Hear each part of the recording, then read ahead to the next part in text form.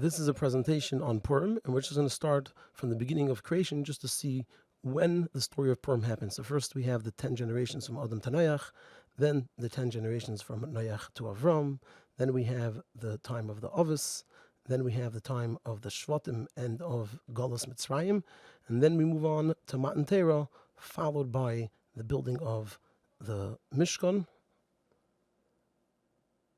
and then the first Beis HaMikdash, the Galus between the first and second Beis HaMikdash, and the second Beis HaMikdash. And as we can see, the story of Purim happened during this period of Galus. So let's look at that very briefly. So at first, Ashur was the dominant power in the world. Then it shifted to Bavel, which was in power for 70 years. It was 45 years of Nebuchadnezzar, followed by 23 years of Evel Merdach, followed by 2 years of Belshazzar. And then the power shifted to Paras, and that was for 53 years.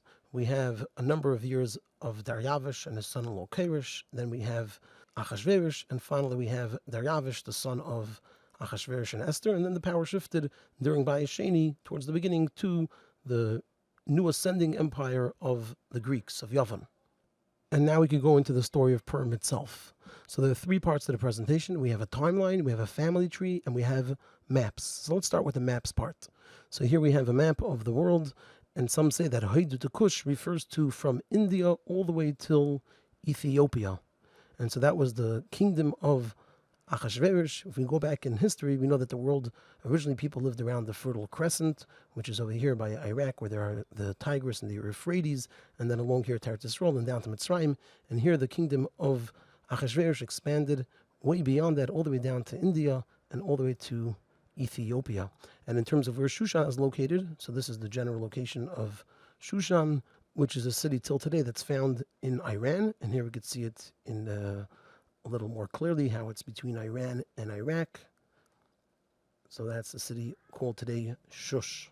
Now let's go to the family tree. In the family tree, there are 2 parts. There's the kings of the Yidden. As we'll see, it's the background, the backdrop to the story of Purim, as well as Lahavdil, the kings of Paras, Madai, as well as Bavel. So let's start with Yeshayahu. So Yeshayahu was a king for 31 years, from the year 3285, which was 53 years before the Churban, until the year 3316. So he was a king for 31 years. He had a wife named Zvuda and a wife named Chamutal, which was a daughter of Yirmiyahu the Navi. With Zvuda, he had a son, Yehoyakim, and with Chamutal, he had 2 sons, and these are the names of the sons that later became kings. So those are the ones that we're focusing on. So there was Yehoyachaz and Tzidkiyahu, and Yehoyakim had a son, Yechaniah. So like we said, Yeshayahu was king for 31 years. After his passing, there's only around 22 years left until the Churban of the Beis HaMikdash. So Yeshayahu was killed by Parinachai. Then his son Yehoyachaz became king, and he was a king for just 3 months until he too was killed by Parinachai. Afterwards, his son Yehoyakim became a king. Yehoyakim was a terrible rasha. He burnt the Megillah Seicha. He also made a tattoo on his body of an Avodah Zarah, and he was a king for 11 years. Now he became king, we're going to see all this later in a timeline as well. He became king in the year 3316, and 3 years after that, Nebuchadnezzar became the most powerful king in the world, and he exiled Yehoyakim, but then returned him. But in that exile, he also exiled Daniel, Hananiah, Mishael, and Azariah, and they stayed in Bavel since then. After 11 years, Yehoyakim was killed by Nebuchadnezzar, and then his son Yechaniah was made to be the next king, and he was a king for just 3 months. After those 3 months, Nebuchadnezzar conquered Yerushalayim, and he exiled Yechaniah, as well as the 10,000 greatest Yidden that were in Eretz Yisrael at that time. So he emptied Eretz Yisrael of all of its great people, including Mordechai and Yechezkel. And then we have the final king of Yehuda, which is Tzidkiyahu, and he was a king for the last 11 years until the Churban, where then Nebuchadnezzar again conquered Eretz Yisrael, and he placed Tzidkiyahu in prison together with Yechaniah. Now Nebuchadnezzar was king for a total of 45 years, 19 years before the Churban and 26 years after the Churban.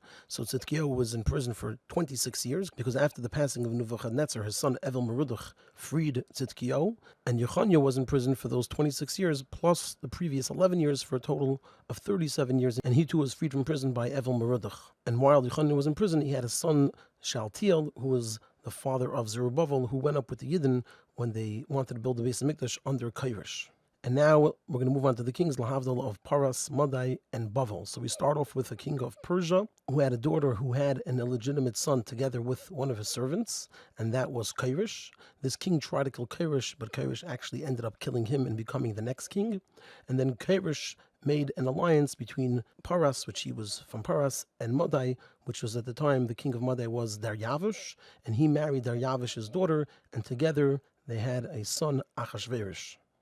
And Achashverosh married Vashti, so Vashti came from Nebuchadnezzar. So Nebuchadnezzar had a son named Evel Merodach, who had a son named Belshazzar. Others say that Belshazzar was actually a son of Nebuchadnezzar, who had a daughter, Vashti. So there we have Achashverosh and Vashti. And now we're going to move on to the timeline. So for the timeline, we have from the year 3319, when Nebuchadnezzar came into power, until 3408, when the Beis HaMikdash was rebuilt. So when Nebuchadnezzar came into power, like we said, there was the first Galus, when he took Yehoiakim, but then replaced him. This is 3 years into Yehoiakim's rule. So Yehoiakim is king from 3316 to 3319. Then he's exiled, but then returned onto the throne for an additional 8 years. In this Galus, Nebuchadnezzar took Daniel, Hanani, Mishael, and Azariah to Bavel. Then 8 years later, Nebuchadnezzar returned and he killed Yehoiakim, and he placed his son Yechaniah to be the king, but that only lasted for 3 months. And then Nebuchadnezzar came, and it was the time of the second Galus, really known usually as the first Galus, because at this time he removed 10,000 of the greatest Yidden from the land of Eretz Yisrael. And like we said, it included Mordechai and Yecheskel.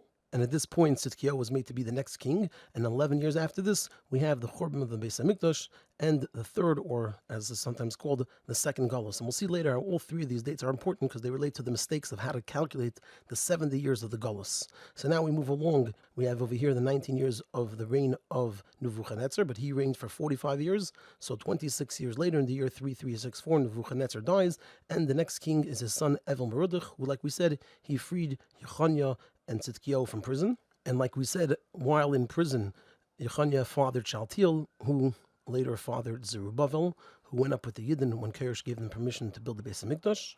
Then we move along, and 23 years later, Evel Merodach dies, and then his son, or maybe it's Nebuchadnezzar's son, Belshazzar, becomes king. And 2 years after that, Belshazzar makes his wrong calculation that the 70 years of the Nevuah of Yirmiyahu passed, and that means that the Yidden will no longer, Chas v'Shalom, be redeemed.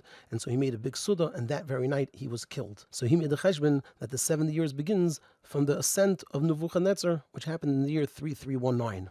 After this, Daryavish becomes king, and shortly afterwards his son-in-law Kirish becomes king. And in the year 3390, Kirish gets permission to build the Beis HaMikdash, but that is shortly rescinded because of the Shemreinim who undermined the building.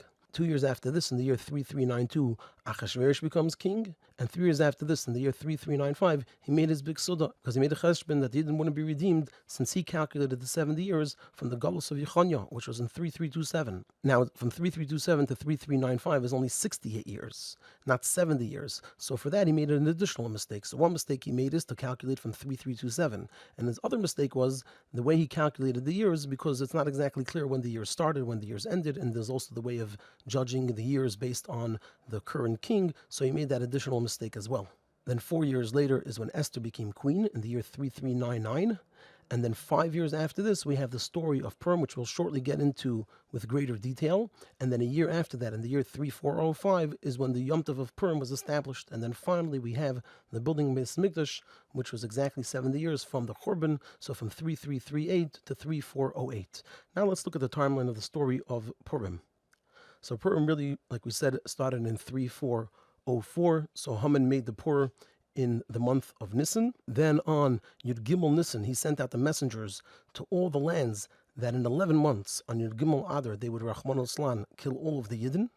Then we have the 3-day fast of Esther from Yud Gimel to Tezvav Nisan, which is then followed by the 2 Mishnahs with Achashverosh, Esther, and Haman. And then on Tezayin Nisan, Haman is hung. And then around 2 months and 6 days later, they send out the second decree that the Yidden are allowed to protect themselves on Yud Gimel Adar, on the day that was designated that the Goyim could kill the Yidden. And then finally, Yud Gimel Adar, the next year, the Yidden killed their enemies throughout the entire land. And in Shushan, they spent also Yud Dalet Adar killing their enemies. And so throughout the world, the Yidden celebrated Purim on Yud Dalet Adar, the day after they killed their enemies on Yud Gimel. And in Shushan, they celebrated on Tezvav Adar, the day after killing their enemies, both on Yud Gimel and Yud Dalet Adar.